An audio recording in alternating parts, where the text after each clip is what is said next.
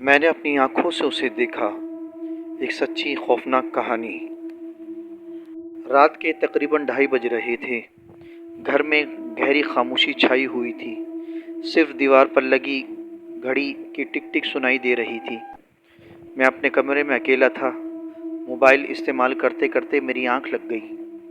اچانک ایک عجیب سی آواز نے میری نیند توڑ دی، جیسے کوئی آہستہ آہستہ زمین پہ چل رہا ہو۔ پہلے مجھے لگا کہ شاید میرا وہم ہے، لیکن پھر وہ آواز دوبارہ آئی، اس بار پہلے سے زیادہ قریب۔ میرا دل تیزی سے دھڑکنے لگا۔ میں نے ہمت کر کے کمرے کا دروازہ آہستہ سے کھولا اور باہر جھانکا۔ گھر اندھیرے میں ڈوبا ہوا تھا۔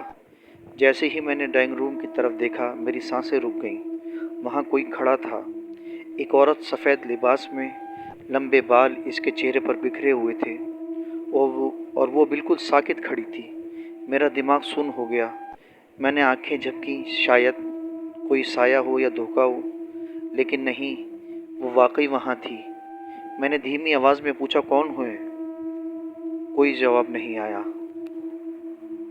اچانک اس کا سر آہستہ آہستہ میری طرف مڑا، اور اس کی آنکھیں اللہ کی پناہ بالکل سیاہ تھیں، جیسے اندھیرا اس کی آنکھوں میں بھر دیا گیا ہو۔ میرا جسم کانپنے لگا۔ میں نے فوراً دروازہ بند کر دیا اور بیڈ پر بیٹھ گیا۔ میرے ہاتھ پسینے سے بھیگ چکے تھے۔ میں نے خود کو سمجھانے کی کوشش کی کہ یہ صرف ایک خواب ہے، لیکن پھر کسی نے میرے کمرے کے دروازے پر دستک دی۔ میری سانسیں رک گئیں۔ دستک آہستہ آہستہ تیز ہو گئی۔ میں ہل بھی نہیں پا رہا تھا۔ پھر ایک آواز آئی، بہت ہلکی مگر بالکل صاف، دروازہ کھولو۔ وہ آواز انسانی نہیں تھی۔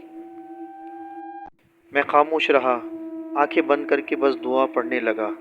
کچھ دیر بعد دستک بند ہو گئی۔ میں نے ہمت نہیں کی کہ دوبارہ دروازہ کھولوں۔ پوری رات میری آنکھ نہیں لگی۔ صبح جب روشنی ہوئی، میں نے دروازہ کھولا۔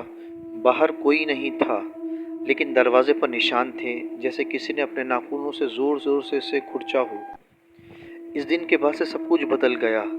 رات ہوتی اور مجھے لگتا کوئی مجھے دیکھ رہا ہے۔ کبھی کبھی مجھے اس کی جھلک پھر سے نظر آئی، آئینے میں یا کمرے کے کسی کونے میں۔ میں نے اپنی آنکھوں سے اسے دیکھا تھا، اور سب سے خوفناک بات یہ ہے کہ وہ اب بھی یہیں ہے۔